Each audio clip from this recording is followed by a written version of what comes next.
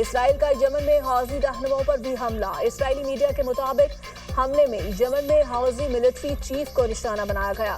Yemen में chief of staff Mohammed Abdul Karim अलमारी को निशाना बनाने का दावा। अरब मीडिया के मुताबिक यमनी हौजियों का भी इसराइल पर ड्रोन और मिसाइलों से हमला। फलस्तीन 2 हाइपरसोनिक बैलिस्टिक मिसाइल इस्तेमाल किए गए। हौजी हुकाम के मुताबिक मिसाइल हमलों का हदफ हसास इसराइली मुकामात थे।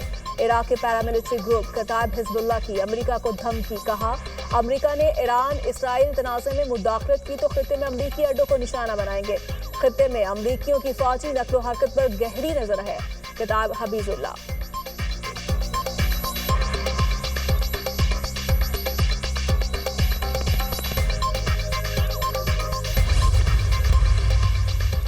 ईरानी फौज ने बरतानवी बहरिया के जहाज को खलीज फारिस में दाखिले से रोक दिया। ईरानी बहरिया हुकाम का कहना है बरतानवी जंगी जहाज मशकूक अज़ाइम के साथ शुमाली बहरीन में दाखिल हुआ। ईरानी इंटेलिजेंस सिस्टम ने जहाज का पता लगाकर नेवी के ड्रोन्स की मदद से वार्निंग दी। जहाज को खलीज फारिस की जानिब पेशकदमी से रोक दिया।